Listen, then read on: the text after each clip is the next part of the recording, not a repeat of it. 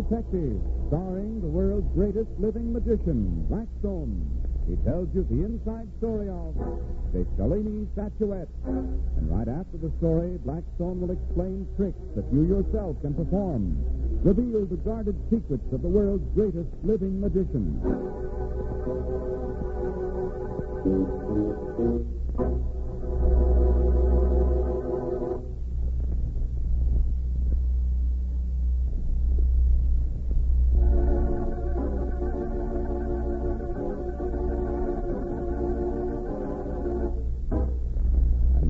Stand by for Blackstone, the Magic Detective. Hello, Rhoda. Well, good grief, Don. My, haven't we gone formal all of a sudden? Hello, Don. Why are you all dressed up in a dinner jacket? Well, it's not because I wanted to. I hate these boiled shirts. And why all the glamour? I'm supposed to go to a party. A party? Well, it's not a party, exactly. Now, make up your mind, Mr. Hancock. Is it or isn't it? Well, yeah. You're making a lot of sense tonight, aren't you, Don? What I mean is, it isn't exactly a party. You said that before. It's an exhibit, sort of, the Cailini Adonis. Oh, I've heard of it. It's supposed to be very beautiful. Silver, isn't it? Oh, that's the one. A man named Stephen Glenridge owns it now and is having a showing. You are very fortunate to be able to see it. It's supposed to be one of the greatest masterpieces of the world. I was wondering if you and Rhoda would like to come with me. I know it'll be all right with Glenridge. Why, thank you very much, Don. I'd like to. Rhoda? Oh, I'd love it. We better dress, though, hadn't we? I wouldn't want to shame Don in front of his friends. Oh, don't be a goon, Rhoda. You shouldn't be so impressed with a dinner jacket. Ooh, I am. When do you see me in my war paint? Dressers admirers tell me it's really something. Yeah, I'll whistle when you come back. I didn't know you knew Stephen Glenridge, Don. I don't, but a friend of mine is the art critic on one of the dailies, and he had a batch of passes, and he gave me 3. Funny that Glenridge should have the statuette. Why? He's a collector. Goodness knows he's got money enough to buy anything. I'm not so sure about that. I know that a great deal of it came from inside Germany. I imagine the war has sort of cramped his style. Yeah, down to his last yacht, I suppose. He had all the money in the world, except $16. Where'd he get the statuette, Don? Do you remember? Well, he bought it from some refugee who was hard up, my friend told me. Well, I'd better dress, too. Make yourself comfortable. I'll be down in a minute.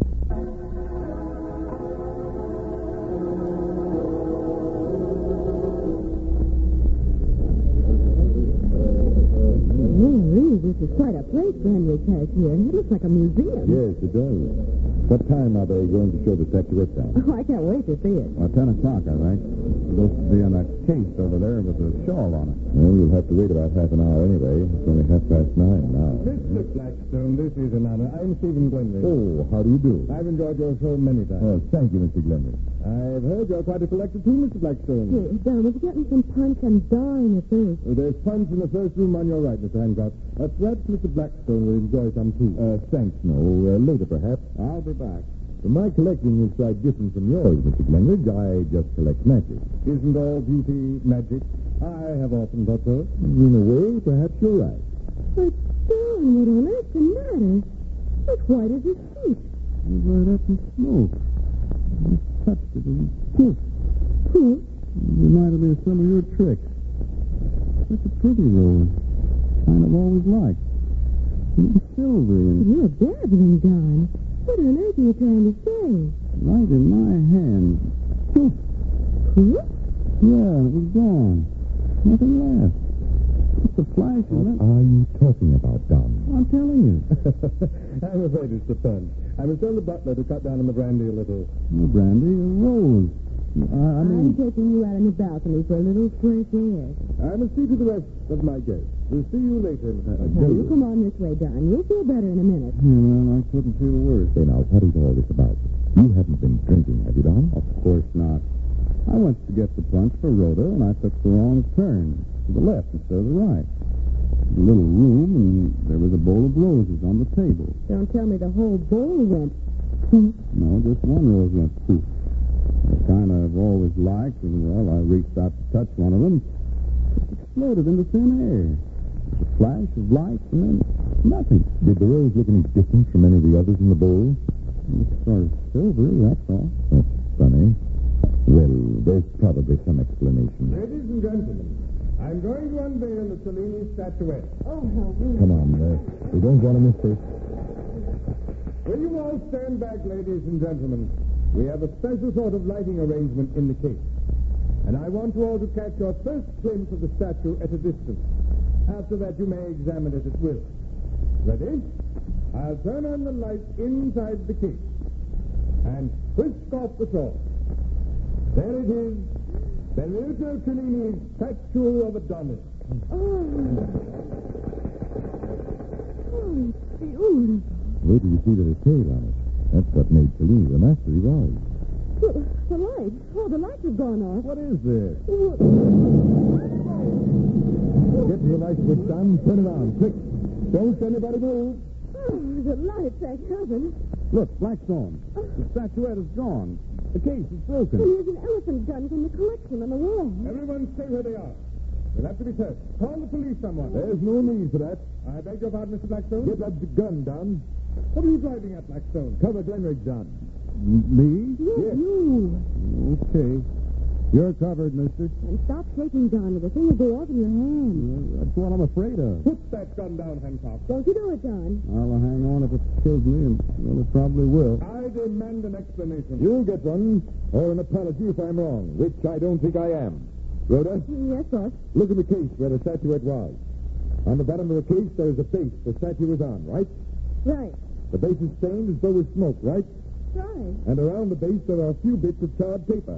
Oh, that's right. What does this prove, Blackstone? We're wasting time. The thief can get away. No, he can't. We have him. Don Hancock has an elephant gun trained on him. Oh, great Scott. You're the thief, Glenridge. The police will prove it when they discover the real statuette hidden somewhere around this house. Call the police, Rhoda.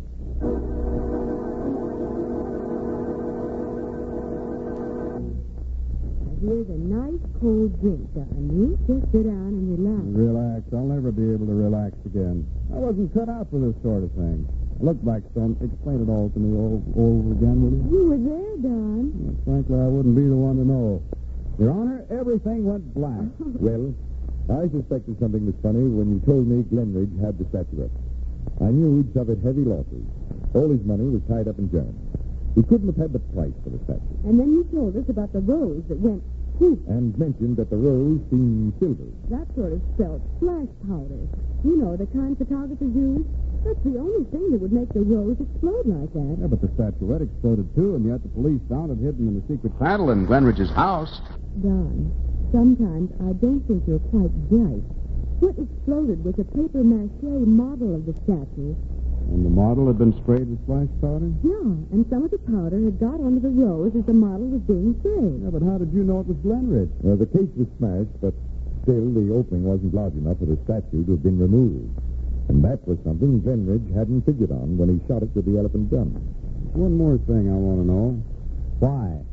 The refugee who brought that statue into the country wasn't a refugee, but a German spy.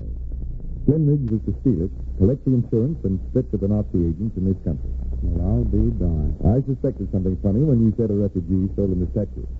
It was too big to smuggle out of the country, and the Nazis wouldn't have let anyone take anything that valuable, unless they wanted them to. So another mystery was solved by magic. And Don Hancock. Look, there's one favor I want to ask. What is it, Don? Just tell me about cases from now on. Don't take me along, too. And now, how's about a trick to take our minds off all this, if anything ever can?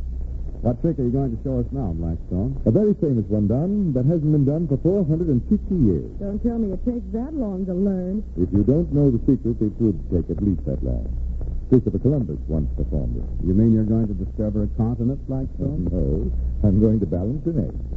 Legend has it that Columbus balanced an egg as part of his argument that the world was round. Legend also has it that he broke the end of the egg in order to do it. But we aren't breaking any eggs.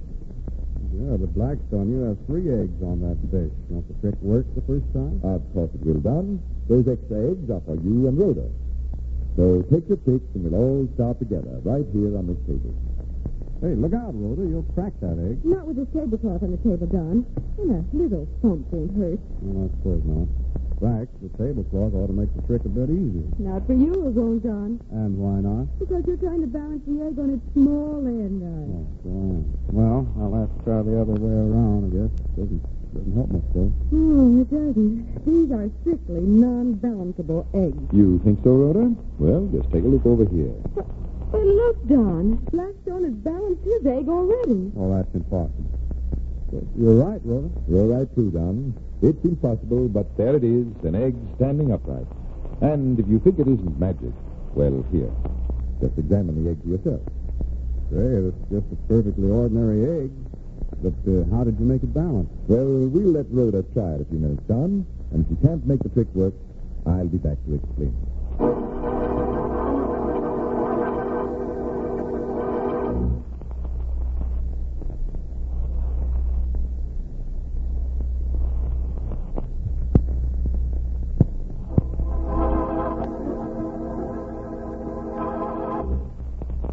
And now, Rhoda, how are you doing at balancing an egg? Balancing an egg is worse than balancing a budget. It just won't work. Well, look, Rhoda. Just set the egg carefully on the big end, here on the table, and... It's balanced again. Of course, because I'm using a white tablecloth. This is a perfect trick for the dinner table, Rhoda. You're spoofing us now, Blackstone. How can a white tablecloth help the trick? Well, just take a close look, Don, after I lift the egg. I don't see anything. Hey, wait, I do. I feel it now that there's salt on this tablecloth. Exactly. Spilling salt is good luck before you balance the egg. Just make a little pile of salt like this. On the white tablecloth where nobody will notice it. That's right. Then set the egg carefully on the table, using the salt like a little golf tee. And there's the egg. Balanced. Well, you proved that Columbus was right, Blackstone. I hope you liked that trick, ladies and gentlemen. And until next time, this is Blackstone saying good magic and goodbye.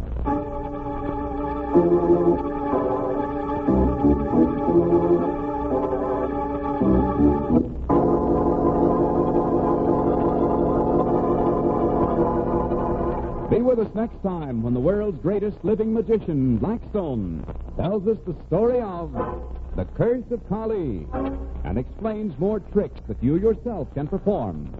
Listen in again to Blackstone, the world's greatest living magician.